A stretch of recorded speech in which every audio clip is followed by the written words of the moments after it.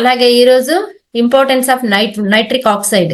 అసలు nitric oxide ఎక్కడి నుంచి ప్రొడ్యూస్ అవుతుంది, అది ప్రొడక్షన్ అనేది సరిగ్గా జరగకపోవడం వల్ల మన బాడీలో ఎలాంటి ఇబ్బందులు వస్తాయి, దీన్ని ప్రొడక్షన్ ఎక్కడ తయారవుతుంది, ఎలా తయారవుతుంది, దీని అందరినీ ఇంట్రడ్యూస్ చేసింది ఎవరు, ఓకే, అలాంటి ఇన్ఫర్మేషన్ అంతా కూడా మీకు ఇవ్వడానికి సీనియర్ కోచ్ రెడీగా ఉన్నారు. సార్ని మనం ఇన్వైట్ చేసుకుందాము. మీరందరూ కూడా క్లాప్ సింబల్ తో చాట్ లో కూడా వెల్కమ్ అని పెడితే సార్ కూడా వచ్చేస్తారు. Okay, let me invite today speaker of the session, senior wellness coach mister Vamshi on to the screen.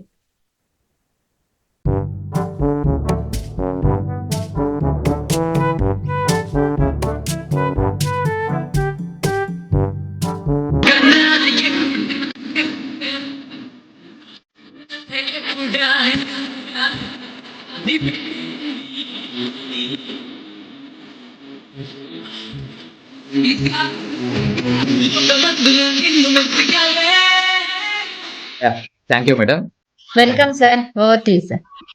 Thank you so much, madam. Thanks for inviting me. Ravina madam కి మంచి chance దొరికింది నన్ను పొగిడేదానికి. Thank you. So good morning everyone. ఎవరైతే ఇప్పుడు దాకా experience share చేసుకున్నారో మీ అందరికీ హార్ట్లీ కంగ్రాచులేషన్స్ అండి. మీ రిజల్ట్స్ అందరికీ ఉపయోగపడింది. సో దాంతోపాటు ఎవరైతే ఫస్ట్ టైం వచ్చున్నారో మీరు ఈ కాల్లోకి, అలాగే 2-3 డేస్ నుంచి లైవ్ వెల్నెస్ క్లబ్ కి కనెక్ట్ అవుతుండే వాళ్ళు కొంచెం ఫోకస్ చేయండి.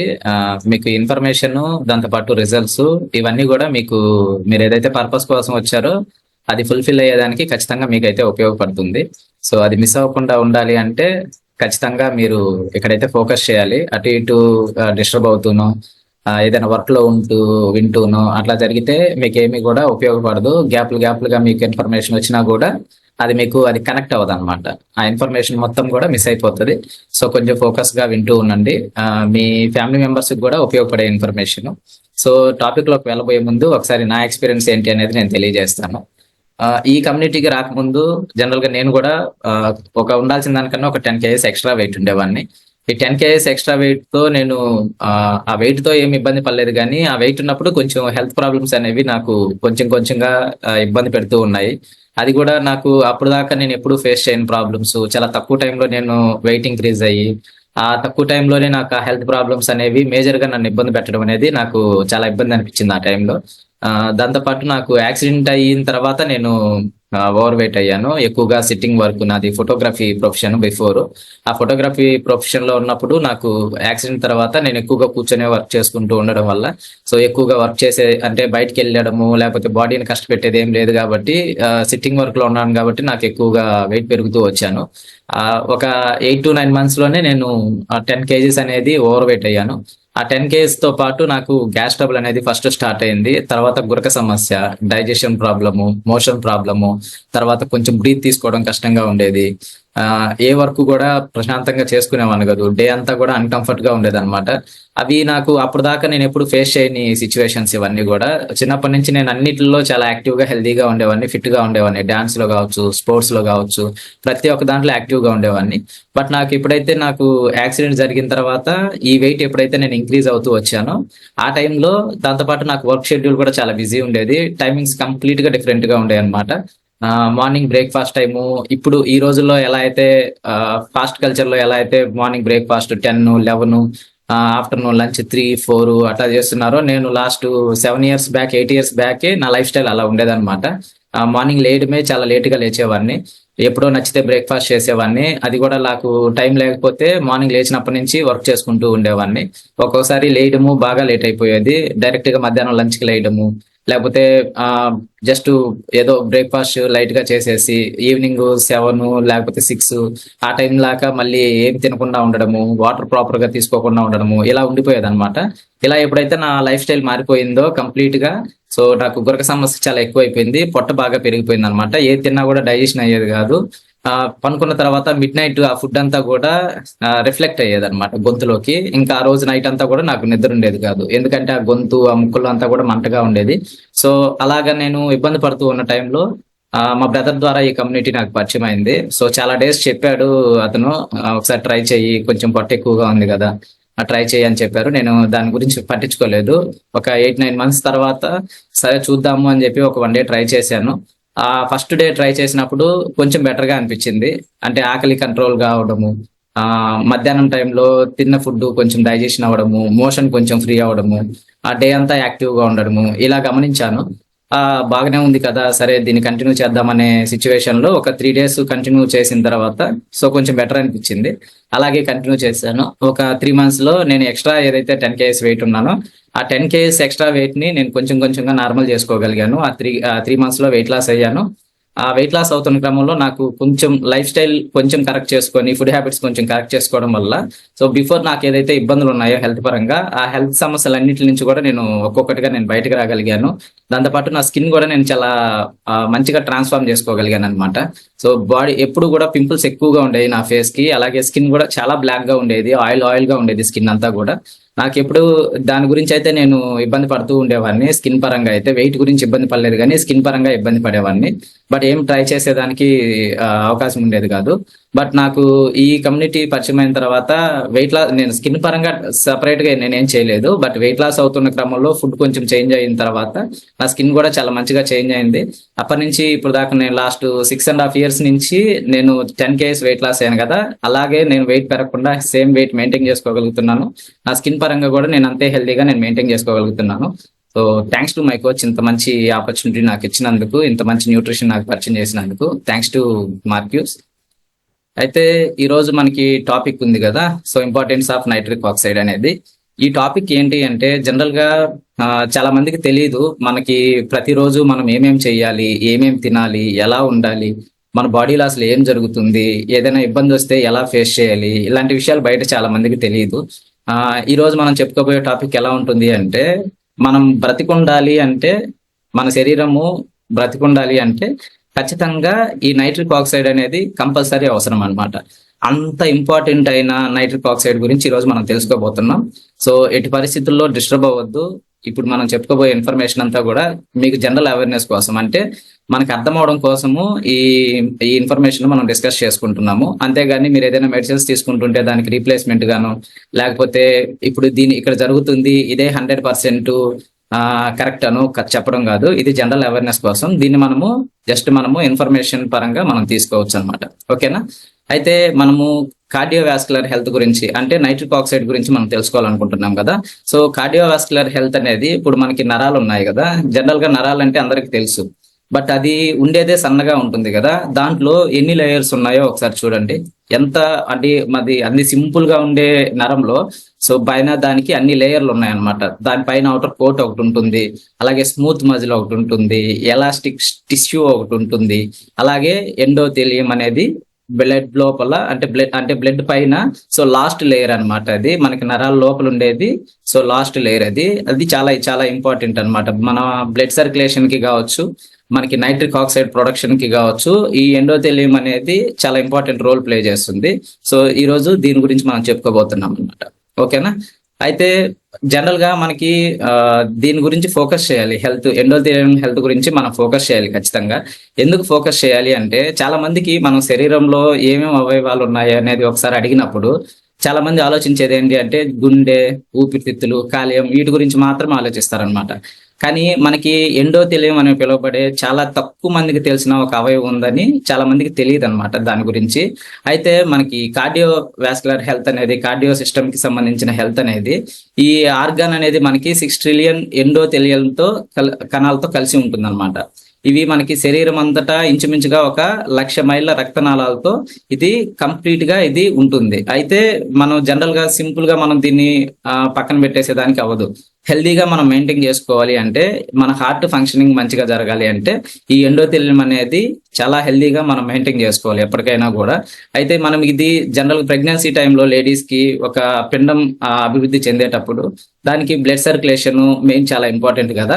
ఆ బ్లడ్ సర్క్యులేషన్ జరిగేదానికి మొట్టమొదటగా మనకి ఇది ఉపయోగపడేది ఎండోథెలియం అనేది అనమాట. అయితే ఇది బిడ్డ పెరగడానికి కావచ్చు, బ్లడ్ సర్క్యులేషన్ మంచిగా జరిగేదానికి కావచ్చు, అన్నిటికి మనకి ఆ బిడ్డ హెల్త్ కి అన్నిటికీ కూడా మనకి ఎండోథెలియం అనేది చాలా చాలా ఇంపార్టెంట్. అయితే ఈ గుండె ఆరోగ్యానికి తోడ్పడే ముఖ్యమైన అవయవాల్లో ఈ ఎండోథెలియం అనేది ఒకటి అనమాట. ఎందుకు అంటే ఈ కణాలు అనేవి ఇప్పుడు నైట్రిక్ ఆక్సైడ్ ప్రొడక్షన్ జరగాలి కంప్లీట్ గా అంటే మనకి ఈ అవయవం అనేది ఖచ్చితంగా వర్క్ అవుతుంటేనే మనకి నైట్రిక్ ఆక్సైడ్ ప్రొడక్షన్ అనేది కరెక్ట్ గా జరుగుతుంది.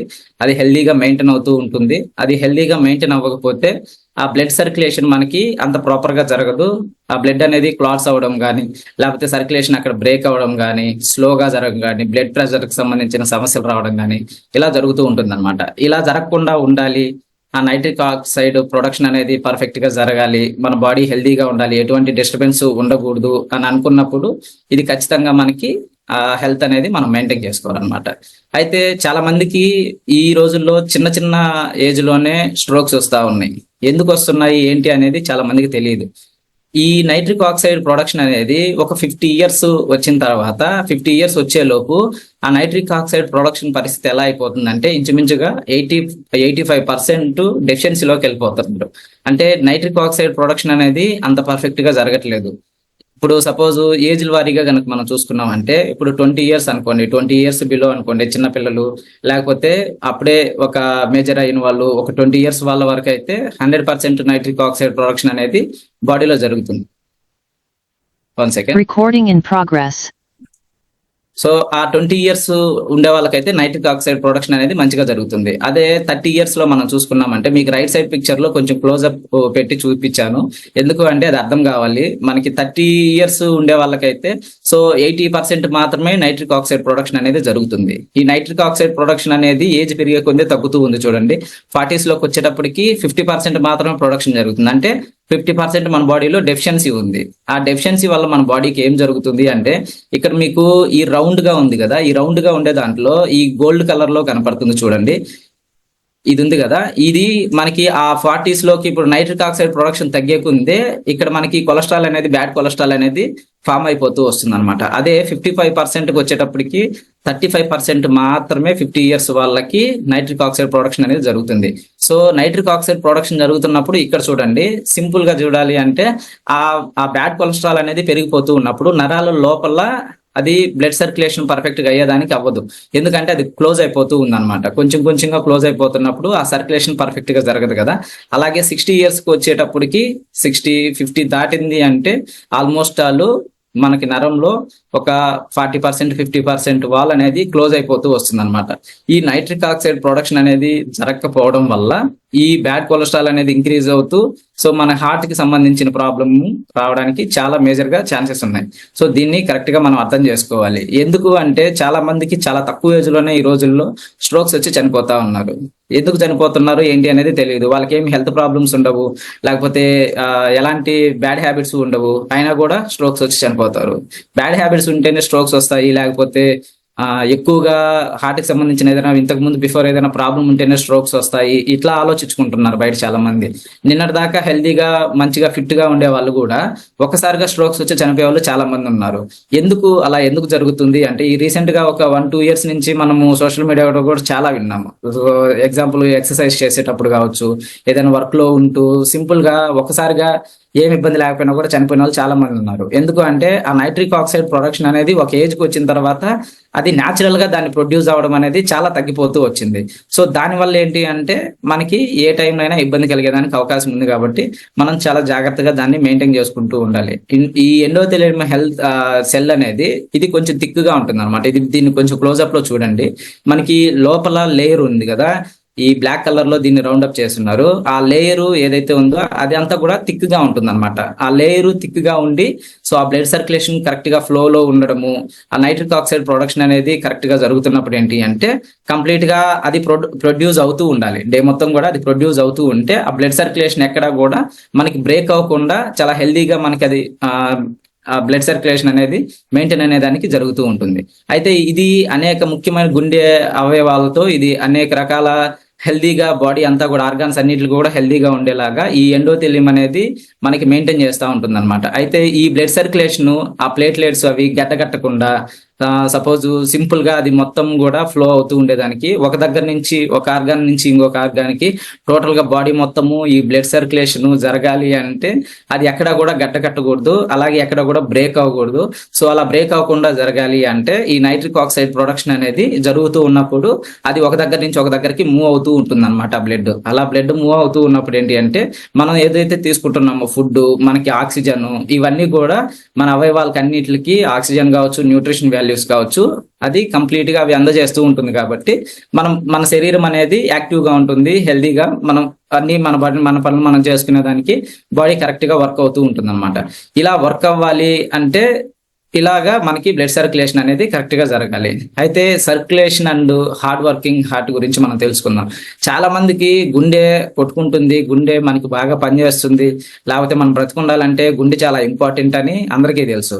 అయితే రోజు మొత్తం అది ఎంత పని చేస్తుంది అనేది మనం ఎంతమంది ఆలోచిస్తున్నామో ఒకసారి చూడండి దీన్ని.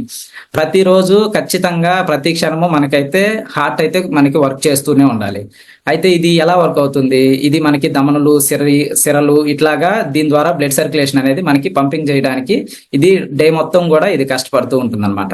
అయితే ఇది ఎలాగా అంటే మన శరీరం చిన్నప్పటి నుంచి మనం పెరిగేదానికి, ఇప్పుడు మనం ఆల్రెడీ చెప్పాను నేను, మనం పుట్టినప్పటి నుంచి మన బాడీ గ్రోత్ లో ఉండేదానికి అంటే పెరిగేదానికి మనకి ఫుడ్ మనం ఏదైతే తింటున్నామో ఆ ఫుడ్ లో ఉన్న ఆక్సిజన్ మనం ఫుడ్ లో ఉన్న న్యూట్రిషన్ వాల్యూస్ కావచ్చు, డే మొత్తం మీద మనం తీసుకుంటున్న ఆక్సిజన్ కావచ్చు, మనకి ఇది బ్లడ్ సర్క్యులేషన్ లో ఇది ఫ్లో అవుతూ ఉండాలి అంటే ఈ హార్ట్ అనేది ఖచ్చితంగా ఇది వర్క్ అవుతూ ఉండాలి.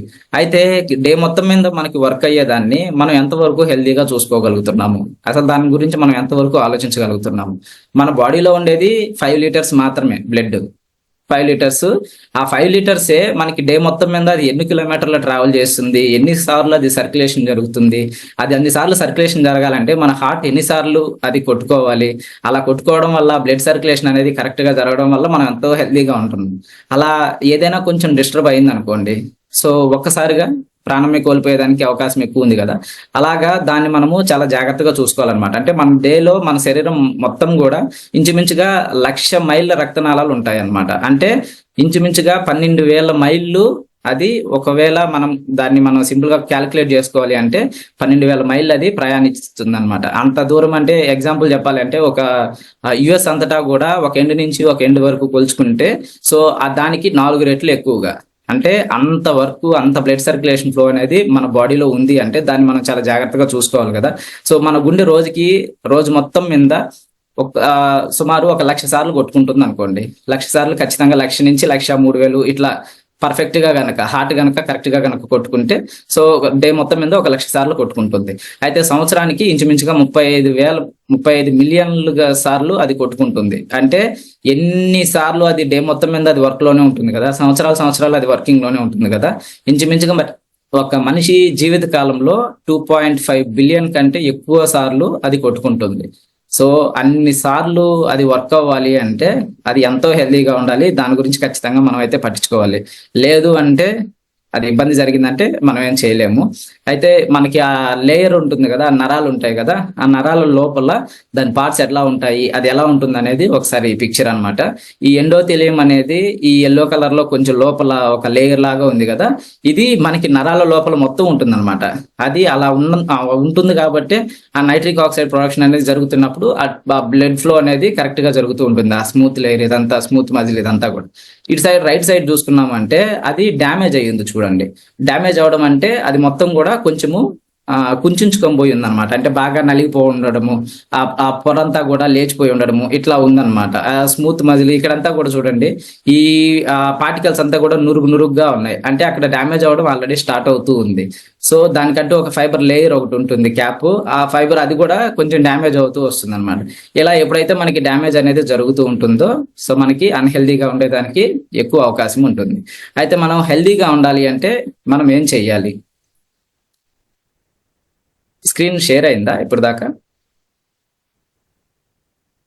సో స్ట్రక్ అయినట్టుంది. ఈ పిక్చర్ చూడండి. ఇప్పుడు నేను చెప్పాను కదా, ఈ లేయర్స్ అన్ని కూడా మనకి నరాల లోపల ఉండే లేయర్ అన్నమాట ఇది. సో ఇది దాని తర్వాత వచ్చేసి మనము హార్ట్ ని హెల్దీగా ఉంచుకోవాలి అంటే మనం ఎన్ని రకాలుగా మనం ఫుడ్ కావచ్చు, న్యూట్రిషన్స్ కావచ్చు, మనం ఎన్ని రకాలుగా తీసుకోవాలి, ఎలా దాన్ని మెయింటైన్ చేసుకోవాలి అనేది ఒకసారి చూడండి. ఈ ఓవరాల్ గా అయితే మనం హెల్దీ హార్ట్ ని మనం మెయింటైన్ చేసుకోవాలి అంటే మన బాడీకి ప్రోటీన్ కావాలి, కార్బోహైడ్రేట్ కావాలి, ఫ్యాట్స్ కావాలి. ఈ ప్రోటీన్ మనం ఎలా తీసుకోవాలి అంటే జనరల్ గా ఎక్కువగా హై ప్రోటీన్ కాకుండా సింపుల్ గా మనకి బాడీకి ఉపయోగపడేవి, మనకి టోటల్ బాడీ మీద ప్రతిరోజు మనం తీసుకునే ఆహారంలో సో కొంచెము తక్కువ ప్రోటీన్ వాల్యూస్ అంటే మీడియం గా మన బాడీకి ఉపయోగపడేవి, అంటే పాల ఉత్పత్తుల నుంచి లేదా మొక్కల నుంచి వచ్చే ప్రోటీన్ అయితే మనం పప్పు దినుసులు ఇవి ఉంటాయి కదా, వీటి నుంచి అయితే మనకి ఈజీ ప్రోటీన్ ఉంటుంది, మనకి అది ఈజీగా డైజెషన్ అవుతుంది. దాని తర్వాత కార్బోహైడ్రేట్ కూడా ఈ ఫ్రూట్స్ అండ్ వెజిటేబుల్స్ నుంచి అయితే మనకి సింపుల్ గా మన ఫైబర్ అనేది మనకి బాడీకి అందుతుంది, కార్బోహైడ్రేట్ అనేది మన బాడీకి అందుతుంది. కాబట్టి మన బాడీ ఎక్కువగా డ్యామేజ్ అవ్వకుండా, డైజెషన్ సిస్టమ్ అనేది ఎక్కువ డ్యామేజ్ కాకుండా ఉంటుంది. దాని తర్వాత మనకి హెల్దీ ఫ్యాట్స్ కూడా మనకి డే మొత్తం మీద కావాలి. ఆ హెల్దీ ఫ్యాట్స్ అంటే ఇప్పుడు సపోజ్ ఆలివ్ ఆయిల్ కావచ్చు, లేకపోతే అవకాడో కావచ్చు, వీటికి సంబంధించినవి మనము కొంచెం కొంచెంగా మనం తీసుకోగలిగితే మన హార్ట్ అనేది మనం హెల్దీగా మెయింటైన్ చేసుకునే దానికి మనకి ఖచ్చితంగా ఉపయోగపడుతుంది. అయితే మనం ప్రాపర్ గా ఎలా మనం హెల్దీగా మెయింటైన్ చేసుకోవాలి, ఎటువంటి అలవాట్లు మనకు ఉండాలి, ఎటువంటిని మనం అవాయిడ్ చేయాలి అనేది మనం చూసుకున్నాము అంటే చాలా మంది మార్నింగ్ బ్రేక్ఫాస్ట్ టైం ని అసలు పట్టించుకోరు. మార్నింగ్ బ్రేక్ఫాస్ట్ అనేది స్కిప్ చేస్తూ ఉంటారు. మార్నింగ్ బ్రేక్ఫాస్ట్ ఎప్పుడు కూడా స్కిప్ చేయకూడదండి. ఎందుకు అంటే డే అంతా మనం ఆ రోజు నైట్ అంతా కూడా మన బాడీ అనేది ఫాస్టింగ్ లో ఉంటుంది. అంటే ఏమి తినము, వాటర్ తాగము, ఏమి తినము. సో ఇంచుమించుగా ఒక 7 to 8 hours మన బాడీకి ఏ ఫుడ్ ఉండదు. అలాంటప్పుడు కనీసం ఒక 4 hours కి 5 hours కి గ్యాప్ గా మనం ఎంతో కొంత ఫుడ్ తింటుంటేనే మనకి గ్యాస్ అనేది ఫామ్ అవ్వకుండా తీసుకున్న ఫుడ్ న్యూట్రిషన్ వాల్యూస్ మన బాడీకి అబ్జర్ప్షన్ జరిగి డే అంతా యాక్టివ్ గా ఉంటుంది మన బాడీ. అలా కాకుండా ఒక పూట అంతా మనం ఏం తినలేదు అనుకోండి, ఒక 7 hours 8 hours డేలో మనం తినకుండా ఉంటే మన బాడీ ఎంత డ్యామేజ్ అవుతుంది. అలాగే నైట్ అంతా కూడా మన బాడీ రెస్ట్ లో ఉన్నప్పుడు తర్వాత మార్నింగ్ లేచిన తర్వాత ఆ మార్నింగ్ తీసుకునే బ్రేక్ఫాస్ట్ ని బట్టే ఆ డే అంతా కూడా మన డే హెల్దీగా ఉంటుందా లేకపోతే యాక్టివ్ గా ఉంటుందా అనేది జరుగుతుంది.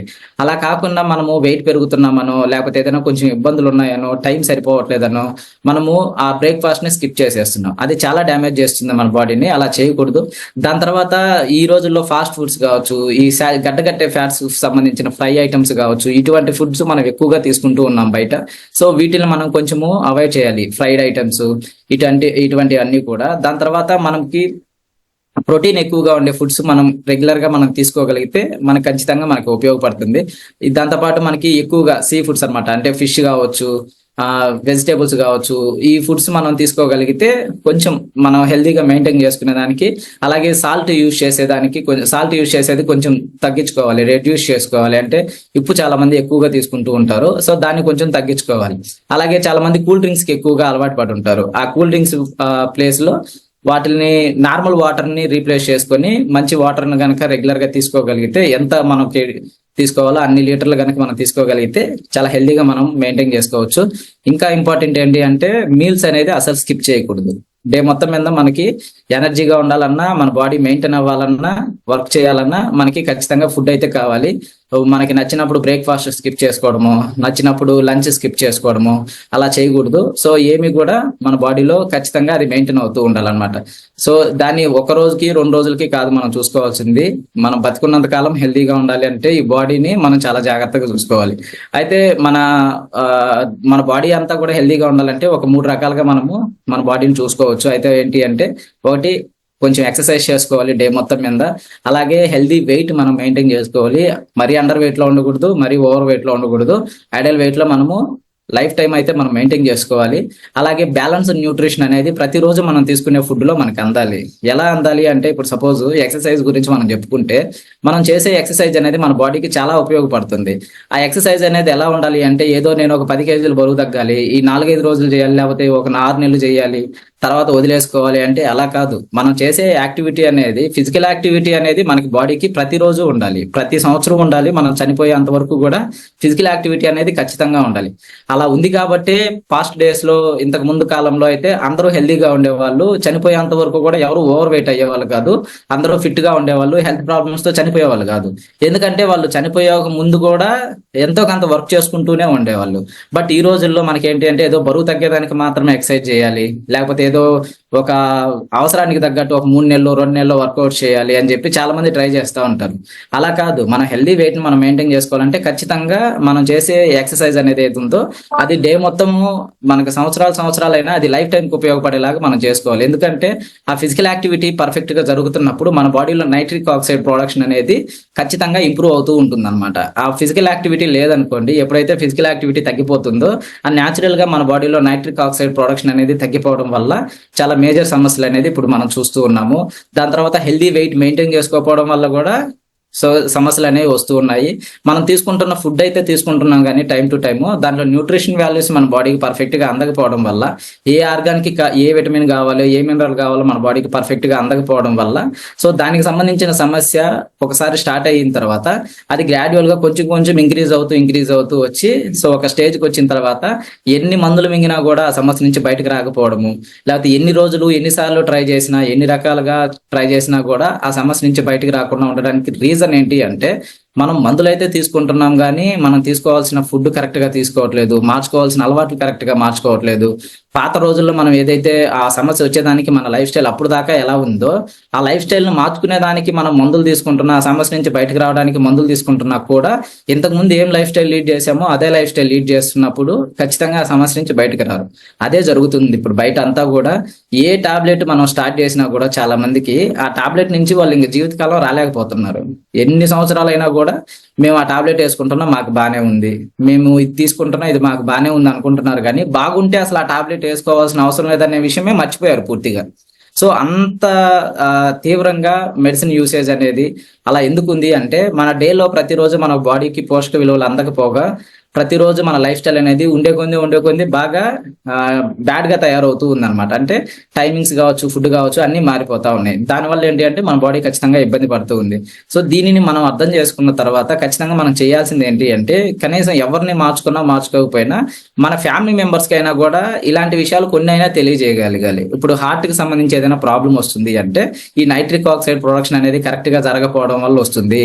అది జరగాలి అంటే కొంచెం మనకి ఫిజికల్ యాక్టివిటీ ఉండాలి, మనం మంచి ప్రాపర్ వెయిట్ మెయింటైన్ చేసుకోవాలి, మన బాడీకి న్యూట్రిషన్ వాల్యూస్ కొంచెం ఉండే ఫుడ్ మనం తీసుకోవాలి. ఈ 3-4 విషయాలైనా మన ఇంట్లో వాళ్ళకి చెప్తే కనీసం వాళ్ళకి మొత్తం ఇప్పుడు మీరు విన్న సబ్జెక్ట్ అంతా అర్థం కాకపోయినా ఈ 3-4 విషయాలు అర్థమయ్యాయి అంటే, బేసిక్ పాయింట్స్ మనకు వరకు అర్థమయ్యాయి అంటే వాళ్ళు ఎంతో కొంత మెయింటైన్ చేసుకునే దానికైతే ఉపయోగపడుతుంది కదా. సో అట్లా అనమాట. దాంతోపాటు మనకి హెల్దీగా మనకి హార్ట్ ని హెల్దీగా ఉంచుకునే దానికి కొన్ని టిప్స్ అనమాట. ఏంటి అంటే ఇప్పుడు నేను చెప్పాను ఆల్రెడీ, బ్యాలెన్స్డ్ డైట్ అనేది ఖచ్చితంగా మనకు ఉండాలి. అలాగే వెయిట్ మెయింటెనెన్స్ అనేది వెయిట్ మేనేజ్మెంట్ మీద మనం ఖచ్చితంగా మనం ఫోకస్ చేయాలి. అలాగే ఎక్సర్సైజ్ అనేది రెగ్యులర్ గా ఉండాలి. స్ట్రెస్ ఎక్కువగా తీసుకోకూడదు. ప్రతి చిన్న విషయానికి ఎక్కువగా స్ట్రెస్ ఫీల్ అయ్యి టోటల్ బాడీని, మనకి ఏదో ఒక సమస్య ఉంటుంది అది టోటల్ బాడీని ఎఫెక్ట్ చేసే అంత మనం ఆలోచించి ఎక్కువగా స్ట్రెస్ తీసుకోకూడదు. ఖచ్చితంగా 7 to 8 అవర్స్ అయితే మినిమం స్లీప్ ఉండేలాగా చూసుకోవాలి. 7 to 8 అవర్స్ లేకపోయినా ఖచ్చితంగా 6 అవర్స్ పైన అయితే ఖచ్చితంగా స్లీప్ ఉండాలి. ఇదైతే ఖచ్చితంగా మెయింటైన్ చేసుకోవాలి ఎవరికైనా కూడా హెల్తీగా ఉండాలి అంటే. సో మనకి హార్ట్ డిసీజెస్ ఎందుకు వస్తున్నాయి అనే దాని గురించి ఈ లూయి సిగ్నారో అనే అతను ఇంచుమించుగా ఒక 40 years రీసెర్చ్ చేసి మనకి ఇండియన్స్ కి ఎక్కువగా నైట్ టైమ్స్ స్ట్రోక్స్ వచ్చి ఎక్కువ మంది చనిపోతున్నారని, అసలు ఎందుకు అలా జరుగుతుంది, ఎందుకు అలా చనిపోతున్నారని చెప్పి 40 years రీసెర్చ్ చేసి అతను మనకి నైట్రిక్ ఆక్సైడ్ ప్రొడక్షన్ అనేది 40 years దాటిన తర్వాత 50 years కి అట్లా వచ్చేటప్పటికి నైట్రిక్ ఆక్సైడ్ ప్రొడక్షన్ అనేది పూర్తిగా తగ్గిపోతూ వస్తుంది. దానివల్ల ఈ కార్డియోవాస్కులర్ సిస్టమ్ అనేది ప్రాబ్లం అయ్యి బ్లడ్ సర్క్యులేషన్ అనేది స్టాప్ అయ్యి ఒకసారిగా స్ట్రోక్స్ వస్తున్నాయి అనే అది కనుక్కున్న తర్వాత సో దీనికి ఆయనకి నోబెల్ ప్రైజ్ అనేది వచ్చిందనమాట. ఈ నోబెల్ ప్రైజ్ వచ్చిన తర్వాత ఆయన ఈ ప్రాబ్లం నుంచి బయటకు రావడానికి ఎంతో అతను ట్రై చేశాడు.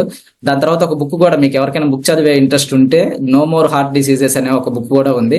దీన్ని చదివితే కంప్లీట్ గా అసలు మనకి హార్ట్ కి సంబంధించి ఎందుకు అలాంటి సమస్యలు వస్తున్నాయి ఏంటి అనేది ఇంకొంచెం క్లియర్ గా అర్థమవుతుంది. 40 years రీసెర్చ్ చేసిన తర్వాత ఈ నైట్రిక్ ఆక్సైడ్ ప్రొడక్షన్ అనేది కరెక్ట్ గా జరగకపోవడం వల్ల ఈ ఇబ్బంది వస్తుందని కనుక్కున్న తర్వాత ఈ నైట్రిక్ ఆక్సైడ్ ని ఒక సప్లిమెంట్ గా తను తయారు చేశాడు.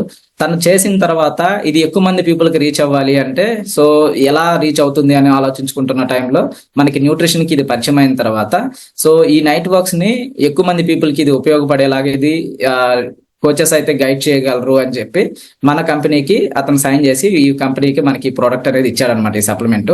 దీంట్లో మనం ఇప్పుడైతే ఏదైతే డిస్కస్ చేసుకున్నామో, ఏదైతే మిస్ అవుతుంది మన రెగ్యులర్ లైఫ్ స్టైల్ అనుకున్నామో అవన్నీ ఇందులో ఉంటాయి అనమాట. మనం తీసుకుంటున్న ఫుడ్ లో మిస్ అయ్యాయి అన్ని కూడా మనకి ప్రతిరోజు అమినో యాసిడ్స్ అనేవి కావాలి. L-arginine, L-citrulline అనేది మనకి ఈ సప్లిమెంట్ లో ఉంటుంది. అలాగే నైట్రిక్ ఆక్సైడ్ అనేది మనకి బ్యాలెన్స్ చేస్తుంది అనమాట ఈ సప్లిమెంట్. అలాగే విటమిన్ సి అనేది కూడా, ఫోలిక్ యాసిడ్స్ అనేవి కూడా ఈ సప్లిమెంట్ లో ఉంటాయి మనకి. ఇది నైట్ టైం అయినా లేకపోతే డే టైం అయినా ఏ టైంలో అయినా డైలీ ఒక స్కూప్ అయితే మనం తీసుకోవచ్చు, ఒక స్పూన్ నిండా. చాలా ఖచ్చితంగా మనకి హార్ట్ హెల్త్ అనేది మెయింటైన్ అవుతూ ఉంటుంది. అయితే ఇది తీసుకోవడం వల్ల ఏంటి అంటే గ్రేట్ ఎనర్జీ ఉంటుంది డే మొత్తం కూడా. అలాగే స్లీప్ అనేది చాలా ప్రశాంతంగా ఉంటుంది. కార్డియోవాస్కులర్ సిస్టమ్ అనేది చాలా హెల్దీగా మెయింటైన్ చేసుకోవచ్చు. స్ట్రోక్స్ రాకుండా, రిస్క్ లోకి వెళ్లకుండా మనం చాలా హెల్దీగా మెయింటైన్ చేసుకోవచ్చు అనమాట. బ్లడ్ ప్రెషర్ అనేది కూడా చాలా మెయింటైన్ అవుతూ ఉంటుంది. అలాగే మనకి మైండ్ సెట్ అనేది చాలా ఇంప్రూవ్ అవుతుంది, చాలా కామ్ గా ఉంటుంది ప్రశాంతంగా డే అంతా కూడా. అలాగే మనకి ఇమ్యూన్ సిస్టమ్ అనేది ఫంక్షనింగ్ చాలా మంచిగా జరుగుతుంది. మనకి స్టామినా అనేది కూడా చాలా మంచిగా ఉంటుంది. సో ప్రతిరోజు మన బాడీకి ఇన్ని రకాలుగా ఇది ఉపయోగపడుతుంది. సో నైట్రిక్ ఆక్సైడ్ అనేది మనకి అంత ఇంపార్టెంట్ అనమాట. ఇప్పుడు దాని తర్వాత ఈ ఫార్ములా 2 అనేది multivitamin and mineral and herbal supplement. ఇది ఇప్పుడు దాకా నేను ఏదైతే చెప్పానో మనకి డే మొత్తం మీద మనకి విటమిన్స్ మినరల్స్ మిస్ అవుతున్నాయని, అలా మిస్ అవ్వకుండా ఉండేదానికి మనకి ఫుడ్ లో ఒకవేళ అందకపోయినా మనకి సప్లిమెంట్ రూపంలో అయితే తీసుకోవచ్చు. షేక్ తో పాటు ఈ సప్లిమెంట్ అనేది మన బాడీకి ఖచ్చితంగా ఇది నీడ్ ఉంది, ప్రతిరోజు మనకైతే ఖచ్చితంగా కావాలి. సో దీంట్లో ఏమేమి ఉంటాయి అంటే మనకి ఫ్రూట్స్ అండ్ వెజిటేబుల్స్ నుంచి ఏదైతే విటమిన్స్ మనకి విటమిన్స్ మినరల్స్ అందుతాయో అవి మనకి ఒక 22 విటమిన్స్ ఎసెన్షియల్, అంటే ఖచ్చితంగా మనకి ప్రతిరోజు కావాల్సినవి ఒక 22 విటమిన్స్ అండ్ మినరల్స్ దీంట్లో ఉంటాయి అనమాట. దాంతోపాటు విటమిన్ సి అనేది, యాంటీ ఆక్సిడెంట్స్ అనేవి మనకి ఖచ్చితంగా దీంట్లో అందుతాయి. ఇది మనకి మన బాడీకి డే మొత్తం మీద ఇమ్యూనిటీ పరంగా కావచ్చు, మన బాడీ యాక్టివ్ గా ఉండడానికి కావచ్చు, ఇది ఖచ్చితంగా ఉపయోగపడుతుంది. ఇది డేలో మనకి 3 టైమ్స్ అయితే మనం తీసుకోవాలి, మార్నింగ్, ఆఫ్టర్నూన్, నైట్. ఓకేనా? దాని తర్వాత సింప్లీ ప్రోబయాటిక్. సింప్లీ ప్రోబయాటిక్ ఏంటి అంటే మనకి బ్యాడ్ బ్యాక్టీరియా అనేది మన బాడీలో డెవలప్ అవుతున్నప్పుడు మన బాడీ అనేది ఖచ్చితంగా డ్యామేజ్ అవుతుంది కదా. సో దీంట్లో మనకి 200 కోట్ల గుడ్ బ్యాక్టీరియా అనేది ఉంటుంది. ఈ 200 కోట్ల గుడ్ బ్యాక్టీరియా అనేది మన బాడీలోకి వెళ్ళిన తర్వాత ఈ సప్లిమెంట్ ద్వారా ఆ బ్యాడ్ బ్యాక్టీరియా అంతా కూడా మన బాడీలో నుంచి బయటకు పంపించేసినప్పుడు ఆ గుడ్ బ్యాక్టీరియా డెవలప్ అయినప్పుడు ఏంటి అంటే మన బ్లడ్ సర్క్యులేషన్ కావచ్చు, మన గట్ హెల్త్ కావచ్చు, మన డే అంతా మనం కంఫర్ట్ గా ఉండేదానికి కావచ్చు, ఈ సప్లిమెంట్ అనేది బాగా ఉపయోగపడుతుంది. అయితే ఇంకొకటి వచ్చేసి లైఫ్ లైన్. ఇది కూడా మనకి గుడ్ కొలెస్ట్రాల్, దాంతోపాటు మనకి హార్ట్ ఫంక్షనింగ్ అంతా కూడా చాలా హెల్దీగా ఇది మెయింటైన్ చేసుకునే దానికి ఉపయోగపడుతుంది. దీన్ని కూడా ఖచ్చితంగా దీన్ని ఉపయోగించుకునే మీరందరికీ కూడా ఈ టాపిక్ అనేది ఉపయోగపడిందని నేను అనుకుంటున్నా. సో ఎవరికైతే ఈ ఇన్ఫర్మేషన్ అర్థమైందో ఖచ్చితంగా మీ ఫ్యామిలీ మెంబర్కి అయితే 1 or 2 మెంబర్స్ కానీ ఇది షేర్ చేసుకోండి. ఎందుకంటే లైఫ్ టైం హెల్దీగా ఉండాలి అంటే మనకి నైట్రిక్ ఆక్సైడ్ ప్రొడక్షన్ అనేది దాన్ని ఖచ్చితంగా మనం మెయింటైన్ చేసుకోవాలి. ఏజ్ పెరిగే కొందే మన ప్రాబ్లం ఏం కాదు, అది ఏజ్ పెరిగే కొందే అది న్యాచురల్ గానే అది ప్రొడక్షన్ అనేది తగ్గుతూ ఉంది. సో దాన్ని తగ్గిపోకుండా మనం న్యాచురల్ ఫుడ్ లో దాన్ని ఎలా అయితే మెయింటైన్ చేసుకోవాలి, లేదా సప్లిమెంట్ రూపంలో దాన్ని ఎలా అయితే మెయింటైన్ చేసుకోవాలనే విషయం మనకు ఖచ్చితంగా అర్థం అవ్వాలి. ఓకేనా?